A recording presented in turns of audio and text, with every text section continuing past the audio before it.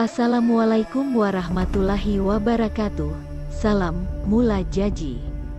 Entah berapa lamanya, tiba-tiba Yusuf mengingat ucapan putri raja beberapa waktu lalu. Ia pun lalu pergi menemui Galarang Mangasa dan Galarang Tombolok. Setibanya di sana, ia berkata, "Aku ingin minta tolong Daeng.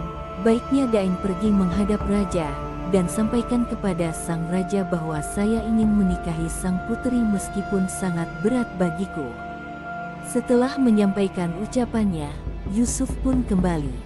2 hari kemudian, Galarang Mangasa dan Galarang Tombolok pergi mengabdi pada raja lalu disampaikannya hal tersebut. Berkatalah Galarang Mangasa, "Saya datang menghadap untuk menyampaikan bahwa anak kita Yusuf mempunyai rasa cinta pada putri." Maka, raja berpikir sejenak, tak lama kemudian ia mengangkat mukanya. Dan berkatalah raja kepada Galarang Mangasa, "Oh Galarang Mangasa, sebenarnya Yusuf itu tidak salah, namun yang disebut hamba, ia tetap hamba, sedangkan raja tetap raja." Demikian pembicaraan itu dan pada akhirnya mereka pun diam. Setelah itu, minta izinlah Galarang itu kepada Raja Gowa dan langsung pergi menemui Yusuf untuk menyampaikan ucapan Raja Gowa. Setelah sampai ke kediaman Yusuf, dan disampaikanlah ucapan Raja Gowa kepada Yusuf. Dan berkatalah Yusuf, "Baiklah kalau demikian ucapan Raja Gowa, dengan demikian maka lepaslah dosaku." Tidak berapa lama, sampailah umurnya 15 tahun. Suatu hari Yusuf pergi mengabdi kepada Raja Gowa. Dan bertemulah ia dengan Galarang Mangasa dan Galarang Tombolok di istana hingga sampai 2 jam lamanya.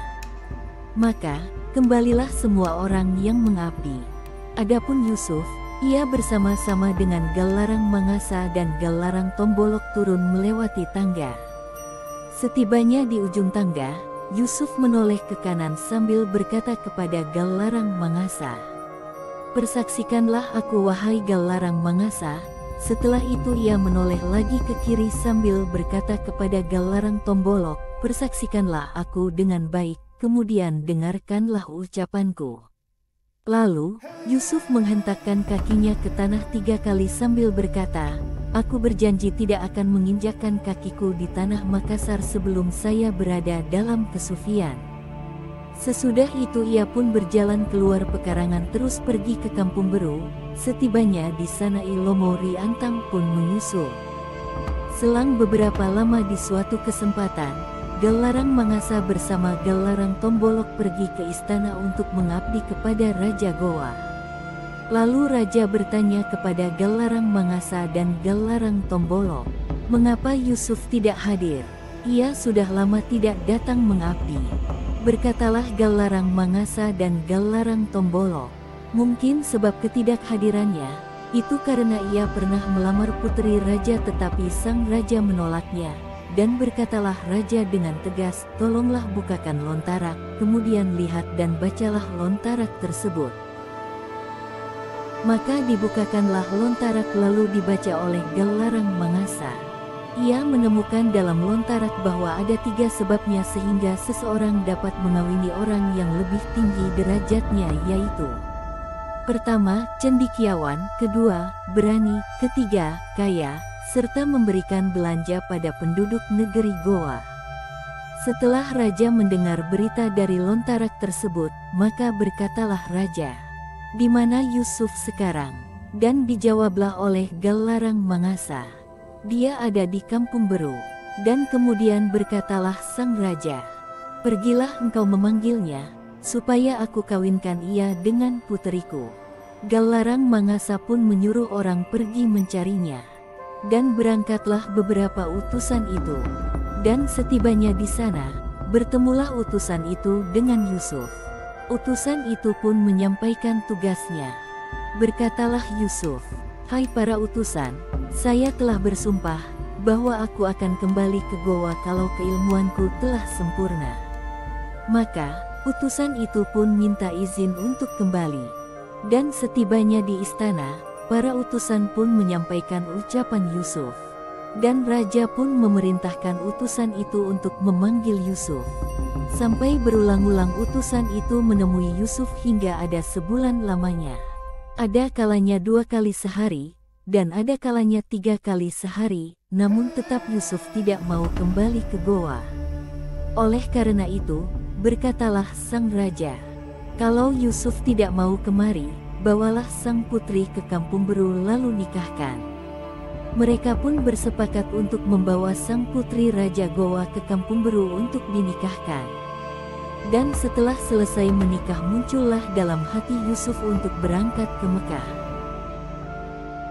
Setelah cukup 40 hari pernikahannya, Yusuf menyuruh istrinya kembali ke istana Raja Goa. Dan ia pun mengantar istrinya itu, lalu kembali lagi ke tempatnya untuk berkemas-kemas berangkat menuju ke tanah Mekah. Seusai berkemas, ia pun menentukan hari yang baik. Setibanya waktu yang diinginkannya itu ia pun pergi bersama Ilomo Riantang. Dan mereka pun berlayar 7 hari 7 malam di samudera yang luas. Tiba-tiba Jurumudi meminjam pisau pada juru batu untuk dipakai memotong kuku. Dengan tidak disadari pisau itu jatuh ke dalam laut. Setelah juru batu tahu bahwa pisaunya hilang, ia pun sangat marah pada Jurumudi, sehingga mereka ingin berkelahi. Akhirnya, perahu pun tak menentu jalannya. Kemudian berkatalah Yusuf, "Hai Jurumudi, mengapa perahu tak menentu jalannya?" Jurumudi lalu menjawab, "Pisauku hilang Tuan." Yusuf bertanya lagi, "Di manakah jatuhnya, di depan sang kilang atau di belakangnya?" Dan berkatalah Jurumudi, "Di belakang sangkilan Tuan." Berkatalah Yusuf, "Siapa yang ada ikan keringnya?" Dan menjawablah semua orang yang ada di perahu itu, "Saya ada Tuan." Yusuf meminta ikan kering itu, "Bawalah kemari seekor saja."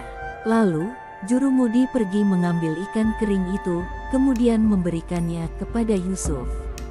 Kemudian diambilnya ikan itu lalu ditiup mulutnya sambil berkata, "Pergilah carikan pisau si Jurumudi itu." Sesudah itu, Yusuf memberikan ikan itu kepada Jurumudi sambil berkata, "Di mana arah jatuhnya pisau itu, di situ juga kau lepaskan ikan ini." Jurumudi pun mengambilnya lalu melepaskan ke laut. Dan dengan kebesaran Allah, tidak lama kemudian, pisau itu telah ada dibawa oleh ikan itu. Kemudian berkatalah Yusuf, "Peganglah baik-baik jangan sampai ia lepas." Jurumudi pun mengambil ikan dan pisau itu. Alangkah gembira hatinya semua orang yang ada dalam perahu itu. Berkatalah semua orang, "Apalagi yang Karaeng cari di sana, karena semua telah ada pada dirimu Karaeng, baiknya Karaeng pulang saja." Lalu Yusuf pun berkata, "Ini belumlah cukup kesempurnaan ilmuku. Nantilah di sana baru kau lihat ilmu Allah yang sebenarnya." Selama beberapa hari mereka berlayar di lautan luas, akhirnya tibalah mereka di negeri Batavia. Di Jakarta sekarang ini, mereka lalu menumpang kapal lagi menuju Ceylon. Beberapa hari dalam pelayaran bermufakatlah Ilomo Riantang dengan kapten kapal. Lalu kapten kapal itu berkata, "Saya melihat Yusuf itu memiliki sifat yang agak lain, ia seperti mempunyai ilmu hitam." Berkatalah Ilomo Riantang, "Ya, itu benar." Maka, semua penghuni kapal pun kelihatannya merasa tidak senang terhadap Yusuf. Namun Yusuf pun membaca keadaan tersebut.